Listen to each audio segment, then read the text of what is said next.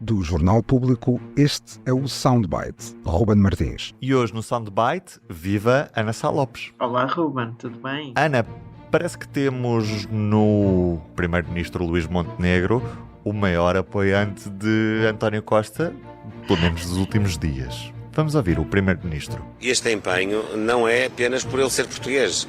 É por ele ser português, é por ele ser um europeísta, é por ele ser portador de valores de respeito pela paz, pela democracia, pela solidariedade política e económica entre os Estados da União Europeia e na função específica de coordenador do Conselho Europeu ter a habilitação para construir as pontes que são necessárias entre os Estados-membros e até entre algumas sensibilidades político-partidárias diferentes.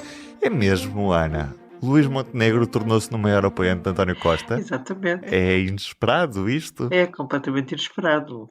A forma como tem vindo a defender a candidatura de António Costa ao Conselho Europeu não se podia pedir mais a Luís Montenegro. Aliás, António Costa não poderia pedir mais a Luís Montenegro. Se o Presidente da República durante muito tempo parecia o Presidente da Comissão de Honra de uma eventual candidatura de Costa ao Conselho Europeu, depois da candidatura já estar... Aliás, foi antes da candidatura estar formalizada, foi na sequência das eleições europeias, Montenegro deu declaração de apoio e agora, no encontro que teve com Macron, disse mesmo que não era por ser português, era por causa das suas qualidades, e aí fez um rol de elogios às qualidades e à capacidade de negociação na Europa, que eu acho, sem dúvida, que vai correr bem, porque António Costa é uma pessoa que faz pontos com toda a gente e esta futura relação entre o futuro Presidente do Conselho Europeu e o Primeiro-Ministro de Portugal aparenta vir a correr bem. As coisas ainda não estão resolvidas, não é? E se correr mal, Ana? Isto é também uma derrota pessoal de Luís Montenegro? Pois, eu não acho que seja a derrota de Luís Montenegro de maneira nenhuma, acho que será uma derrota de António Costa e do Partido Socialista Europeu que apresentou o seu nome, se isto não for assim. É verdade que estas situações muitas vezes são muito complexas. Aliás, o Ministro dos Negócios Estrangeiros, Paulo Rangel, disse há uns tempos, quando confrontado com o nome de António Costa para o Conselho Europeu, disse, já há mais de um mês, disse que quem entra Papa sai cardeal, naquela de que não se ia falar já, porque muitas vezes quem aparece como consagrado, depois afinal acaba por não ser escolhido.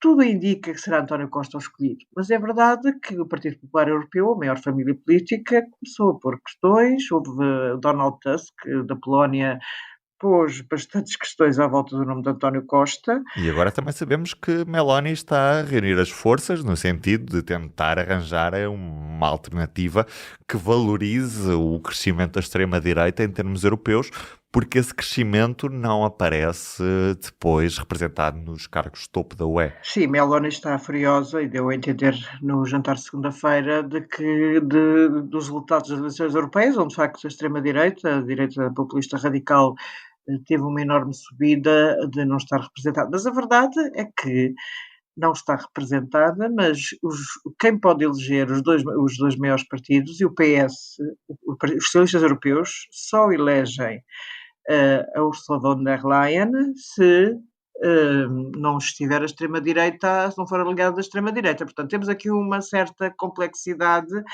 Agora, eu não acho que isto vai acabar por correr bem para António Costa, porque houve outras eleições para altos cargos que foram muito mais complexas do que esta aparente ser, mesmo com o Partido Popular Europeu a pôr aquela exigência absurda de que António Costa ficasse só, aliás, que os socialistas só tivessem um mandato de 2 anos e meio e depois quisessem. Aliás, alguém dizia num jornal que isto era uma espécie de ubris do Partido Popular Europeu, que queria ficar com os lugares todos, porque irá ter a Presidente da Comissão e irá ter a Presidente do Parlamento Europeu. Numa negociação também se faz esta estratégia, não é? Define-se um limite máximo e depois vai-se baixando as exigências. Faz parte. Faz parte. Acho que isso faz parte. Ana, António Costa está mais talhado para este cargo de Presidente do Conselho Europeu do que, por exemplo, para o cargo de Primeiro-Ministro? São cargos, acredito que sim, são cargos completamente diferentes. o cargo de Primeiro-Ministro é um cargo eminentemente executivo, que era o que António Costa gostava. Gostava de cargos executivos e não gostava de cargos, menos isso como o caso de líder parlamentar, que ele odiou ser líder parlamentar, por exemplo, não ser um cargo executivo. E como sempre rejeitou, por exemplo, uma candidatura à presidência da República. Não deixa de ser engraçado como não queria um cargo não executivo, mas depois vai para um cargo de Presidente do Conselho Europeu que, como sabemos, não é muito executivo. Aliás, não tem nada de executivo. Mas é muito mais divertido ser mestre de cerimónias na Europa do que ser mestre de cerimónias em Belém.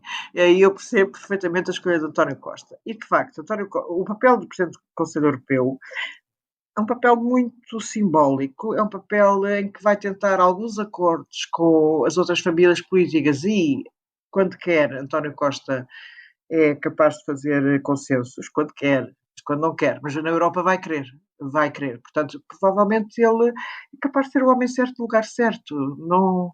E os socialistas, havia aquela hipótese da Presidente da Dinamarca, que também não era bem vista, socialista, não consigo pronunciar, o meu dinamarquês está péssimo. Olha que eu gostei desse teu dinamarquês, Ana. Gostaste? Olha, não é grande coisa, de facto. Mas ela já disse que não quer. Portanto, o único obstáculo que parecia grande ao nome de António Costa, acho que no dia 27, quando for a Cimeira, 27, 28, isto vai estar resolvido e vamos ter um Presidente do Conselho Europeu.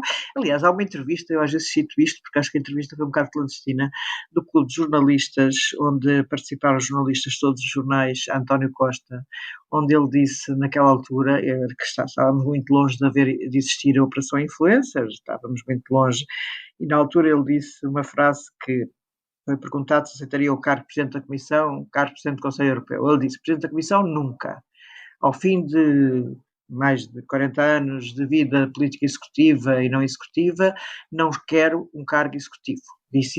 Usou exatamente essa expressão, isso já foi há bastante tempo. Não quero um cargo executivo. Presidente do Conselho Europeu, sim, gostaria, só que agora não há hipóteses, porque, pronto, entretanto tinha ganho com a maioria absoluta e o Presidente da República, mas percebeu-se no ar dele de que gostaria de ser Presidente do Conselho Europeu. Agora, pronto, a vida é como é, acho que a resposta foi mais ou menos assim. E lembro dele ter dito, portanto, ele não quer, com esta idade e ao fim destes anos todos, de estar na política a 100%, com muitos cargos executivos pelos quais obteve, Presidente da Câmara de Lisboa, Ministro várias vezes, Primeiro-Ministro dos últimos 8 anos. Agora acho que esta é uma espécie de mestre de cerimónias da União Europeia e ele pode trazer coisas importantes à União Europeia. Aliás, o que o contestam será as melhores qualidades dele, a questão da imigração e a questão apesar de tudo, da maneira como lidar com crises financeiras, crise Covid, e eu acho que António Costa terá um bom papel nisso. Portanto, vamos estar aqui não direi festejar, mas vamos ter um bom Presidente do Conselho Europeu daqui provavelmente já há muito pouco tempo. 27, 28 de junho. Está feita a análise. Um beijinho e até amanhã. Um beijinho, Ruben. Até amanhã. Obrigada. O Soundbites é um programa de Ana Sá Lopes, Helena Pereira e Ruben Martins. A música original é de Ana Marques Maia. Siga o podcast na sua aplicação preferida para não perder os novos episódios.